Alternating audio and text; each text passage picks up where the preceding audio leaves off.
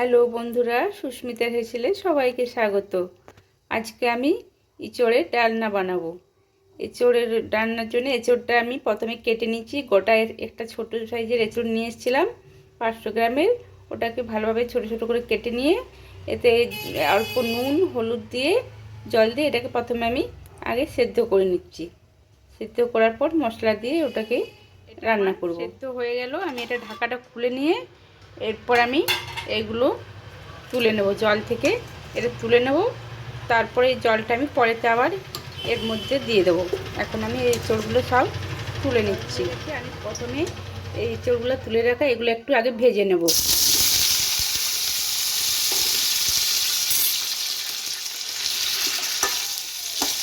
এগুলো আগে একটু ভেজে তুলে নেব, তারপরে মশলার কষে তারপরে আবার ওগুলো দেবো। এইভাবে আপনারা একবার রান্না করবেন, দেখবেন দারুণ সুন্দর খেতে লাগবে। একদম কচি এঁচোড় নিয়ে এসেছি, আর এই ছোটো ছোটো টুকরো করে দেখবেন এরকমভাবে কেটে নিয়েছি, যাতে খুব সুন্দর মশলাগুলো ভিতরে ঢুকে যাবে। এভাবে ছোটো ছোটো করে একটা আলু দিয়েছি আর এঁচোড় দিয়েছি। আপনারা চাইলে আলু দেবেন, নাহলে শুধু এঁচোড় করতে পারেন। আমি একটা আলু আর এঁচোড় দিয়েছি। ভালোভাবে এগুলো ভাজা হয়ে গেল। এগুলো এবার আমি আবার তুলে নিচ্ছি। কড়াই আবার তেল দিয়ে দিলাম। এরপর একটা তেজপাতা আর একটা শুকনো লঙ্কা ফাটিয়ে আমি ওখানে দিয়ে দিলাম। এগুলো একটু ভেজে নেব। এরপর আমি এটাতে আদা রসুন পেঁয়াজ আর কাঁচা লঙ্কা গ্রেট করে নিয়েছি। গ্রেটার দিয়ে এটাকে আমি দিয়ে দিলাম।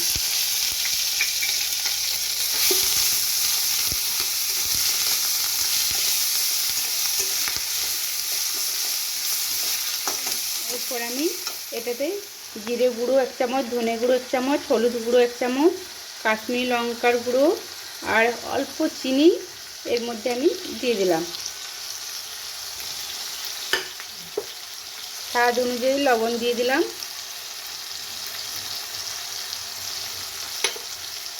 এরপরে এভাবে আমি মশলাটা ভালোভাবে কষিয়ে নেব।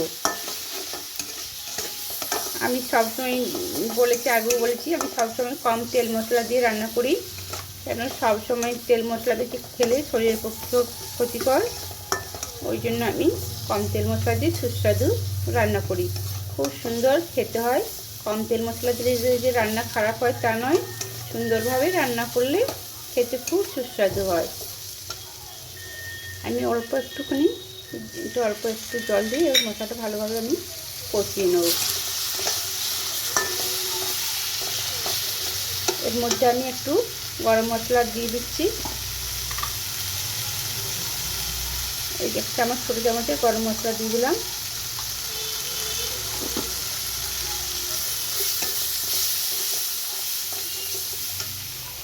আমি এটাতে 1/2 চামচ গোলমরিচের গুঁড়ো দিয়ে দিলাম। 1/2 চামচ গোলমরিচের গুঁড়ো দিয়ে দিলাম। এরপর আমি কেন এটা গুঁড়ো লঙ্কা বেশি একটা দিই না, গুঁড়ো লঙ্কার ঝালটা খুব একটা খাওয়া ভালো না, ওই জন্য কাঁচা লঙ্কা আমি 3-4টে কাঁচা লঙ্কা গ্রেট করে দিয়েছি। আর কালারের জন্যে রেড চিলি পাউডার দিয়েছি। গোলমরিচের গুঁড়ো দিলাম। আমার মশলা কষা হয়ে গেছে। এরপর আমি এগুলো আবার দিয়ে দিলাম, এঁচোড়গুলো দিয়ে দিলাম। আবার আমি এটা ভালো করে এটার সাথে এঁচোড়গুলো দিয়ে আবার 2-3 মিনিট ভালো করে কষে নেব। এটাকেও আমি আবার রান্না করে নিচ্ছি। একটুখানি অল্প জল দিয়ে দিই।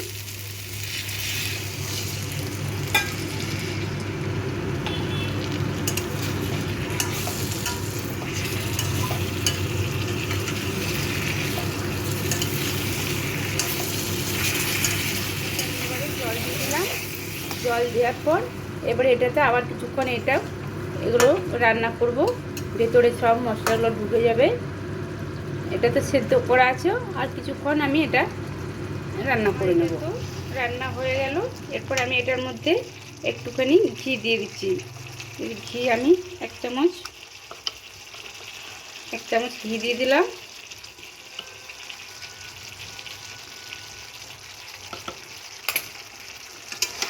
দেখেছেন খুব সুন্দর, এরকমভাবে করবেন, দারুণ খেতে। এটা আপনি ভাত দিয়ে খেতে পারবেন, রুটির সাথে খেতে পারবেন, সব কিছুর সাথে খেতে পারবেন।